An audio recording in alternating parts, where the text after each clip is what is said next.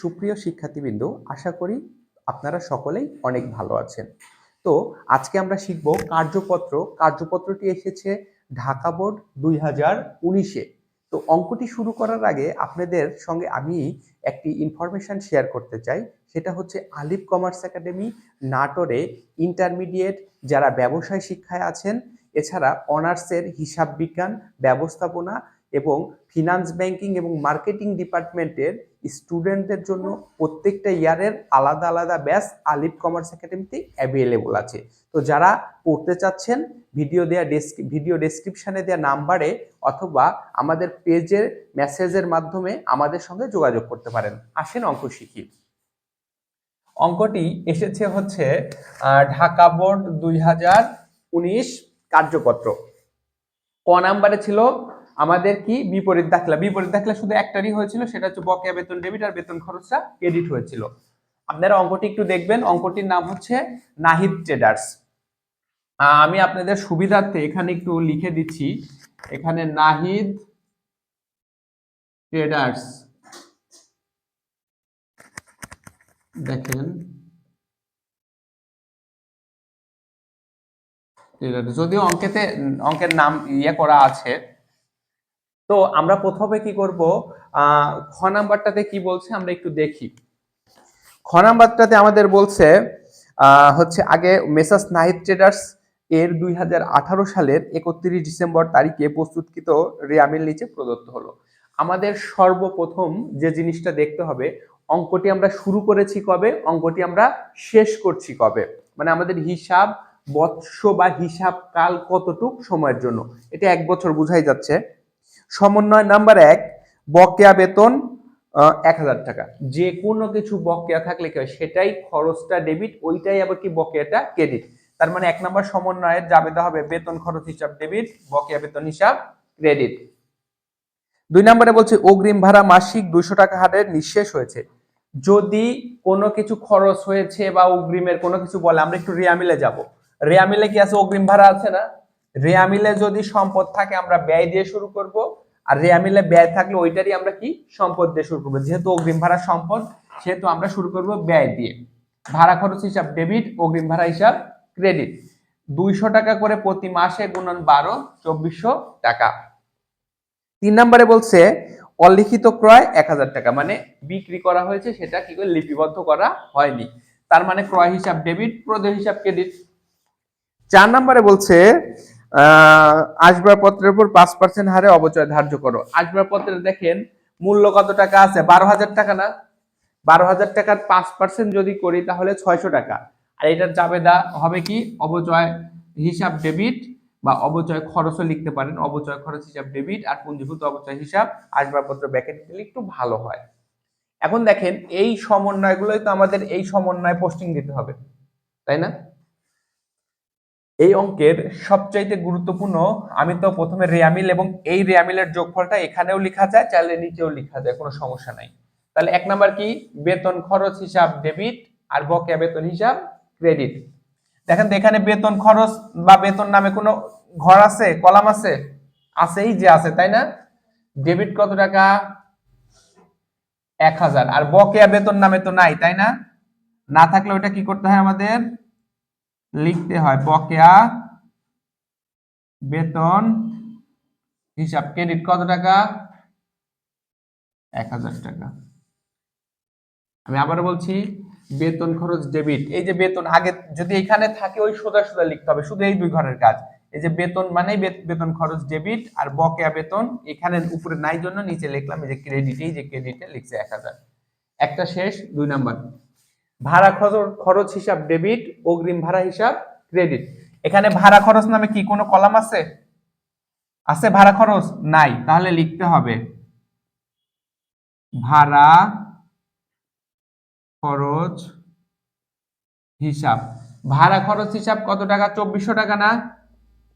আর অগ্রিম ভাড়া ক্রেডিট, এই যে অগ্রিম ভাড়া আছে এখানে ক্রেডিট করব কত টাকা, 2400 টাকা, তাই না?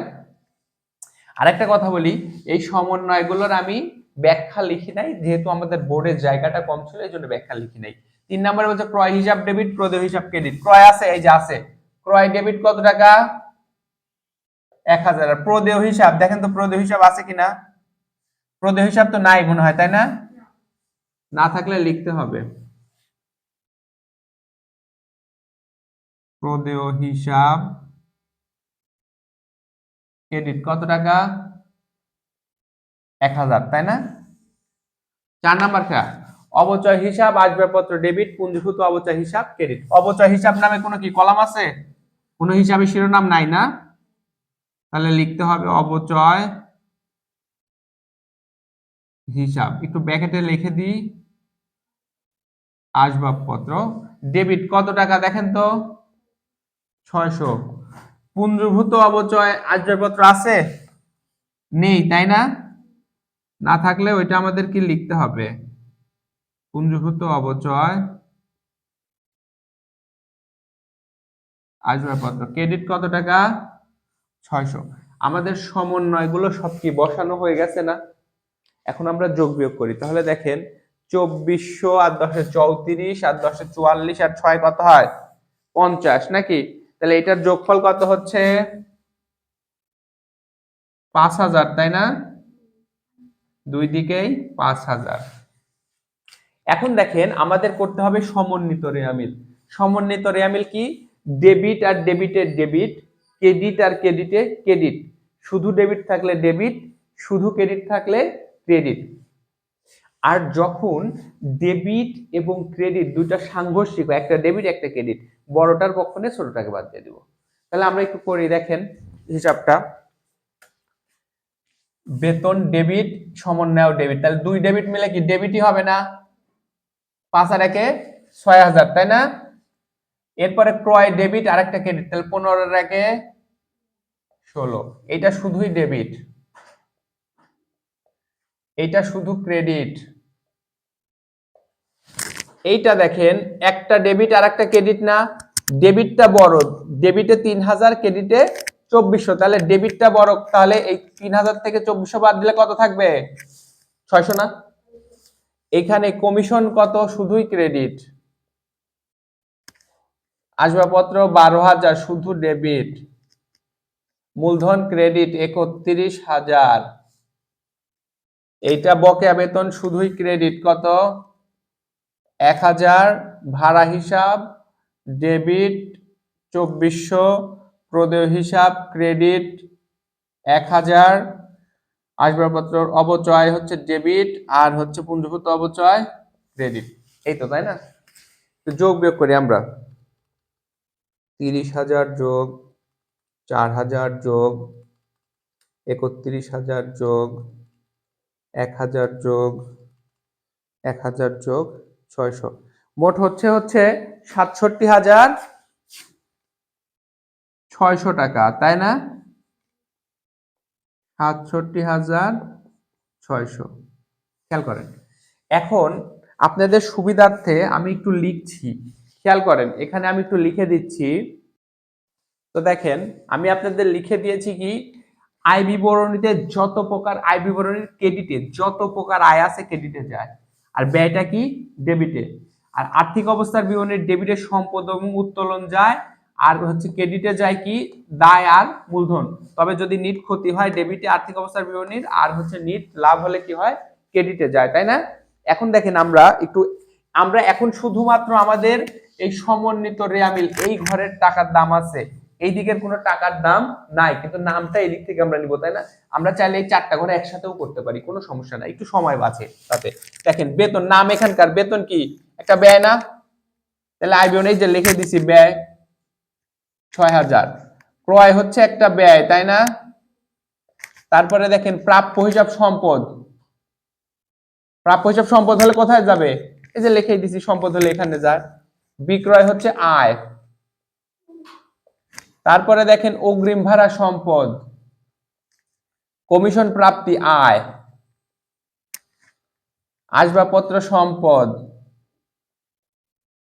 মূলধন, মূলধন তো এখানে যাবে, লিখেই দিছি, দেখেন নিচে এই যে লিখে দিছি। তার বকেয়া বেতন, বকেয়া বেতনটা একটা হচ্ছে দায়। ভাড়া খরচ, ভাড়া খরচ হচ্ছে কি? ব্যয়, তাই না? তারপরে দেখেন প্রদেয় হিসাব হচ্ছে দায়।